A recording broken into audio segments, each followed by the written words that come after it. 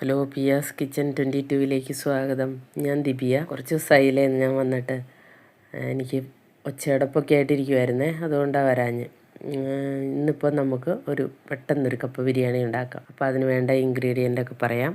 ഈ കപ്പ ബിരിയാണിക്ക് വേണ്ടി 1 കിലോ കപ്പ കഴുകി നുറുക്കി റെഡിയാക്കി എടുക്കുക. ഇനി പാത്രം എടുത്ത് അടുപ്പത്ത് വെച്ച് അതിനകത്തൊരു അരഭാഗം വെള്ളം വയ്ക്കുക. കാണിച്ചിരിക്കുന്ന പാത്രത്തിൽ അരഭാഗം വെള്ളം വയ്ക്കുക.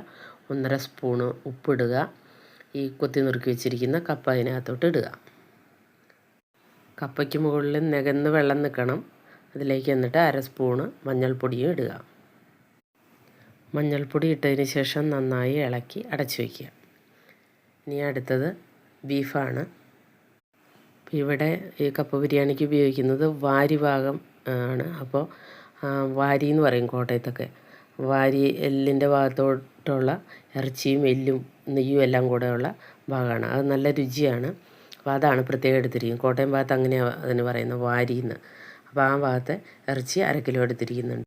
ആ വാരി ഭാഗം എല്ലോട് കൂടിയ ഇറച്ചി നമ്മൾ നന്നായി കഴുകി വാരി വൃത്തിയാക്കി എടുത്ത് വയ്ക്കുക. അപ്പോഴത്തേക്കും നമ്മുടെ കപ്പ വെന്തിട്ടുണ്ട്. അത് തുറന്ന് നോക്കി വെന്തോന്ന് നോക്കി അത് ഊറ്റി റെഡിയാക്കി എടുക്കുക. അടുത്തതായി നമ്മളൊരു ചെറിയ കുക്കർ എടുത്ത് വയ്ക്കുന്നു. 1/2 കിലോ ബീഫല്ലേ ഉള്ളൂ. ചെറിയ കുക്കർ എടുത്ത് വെച്ച് അതിനകത്ത് ശകലം വെളിച്ചെണ്ണ ഒഴിച്ചു ഒരു 4 സവാള അരിഞ്ഞ് ഇടുക. അതിട്ടൊന്ന് ഇളക്കി ഒന്ന് ചെറുതായിട്ട് വഴന്ന് വരുമ്പോഴേ അതിനകത്തോട്ട് ഇഞ്ചിയും വെളുത്തുള്ളിയും ഇടുക. ഇഞ്ചി, വെളുത്തുള്ളി, പച്ചമുളക് ഇതെല്ലാം ഒന്നിച്ചിട്ട് വഴറ്റിയെടുക്കുക. സവാള, ഇഞ്ചി, വെളുത്തുള്ളി, പച്ചമുളക്, കറിവേപ്പില ഇതെല്ലാം വഴന്ന് വരുമ്പോൾ ഒരു ചെറിയ തക്കാളി അതിനകത്തോട്ട് അരിഞ്ഞിടുക. ഇനി പൊടികളൊക്കെ ചേർക്കാം. ഈ വഴറ്റിയതിലേക്ക് 1 സ്പൂണ് മഞ്ഞൾപ്പൊടി, 2 സ്പൂണ് മല്ലിപ്പൊടി, 3 സ്പൂണ് കശ്മീരി ചില്ലിപ്പൊടി ഇത്രയും ചേർക്കുക. 1 സ്പൂണ് ഗരം മസാല.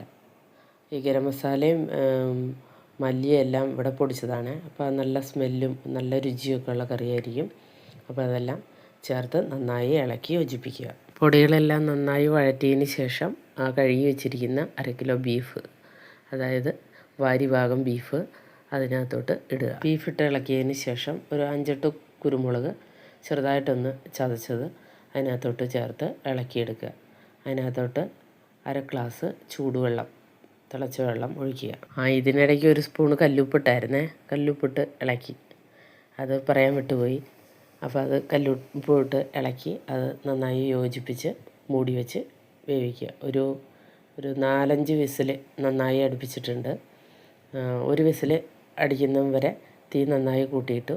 അത് കഴിഞ്ഞിട്ട് ബാക്കി 4 വിസിലും ഇട്ടിട്ട് സിമ്മിലിട്ടിട്ടാണ് വിസിലടുപ്പിച്ചത്. ഇനി 1 പിടി തേങ്ങ എടുക്കുക. അതിനകത്തോട്ട് കുറച്ച് കറിവേപ്പില, 1 അല്ലി വെളുത്തുള്ളി, ഒരു 5-8 കുരുമുളക് ഇതെല്ലാം ഇട്ടിട്ട് ഒന്ന് നന്നായിട്ട് ഒരു പുളിയുറുമ്പ് നിറത്തിൽ നമ്മൾ പറയില്ലേ, ആ നിറത്തിൽ നമ്മൾ ചെറിയ ചുമക്കെ വറക്കുക. ആ വറുത്ത തേങ്ങയിലേക്ക് 1 സ്പൂണും മല്ലിപ്പൊടി, 1 സ്പൂണും മുളക് പൊടി ഇടാം.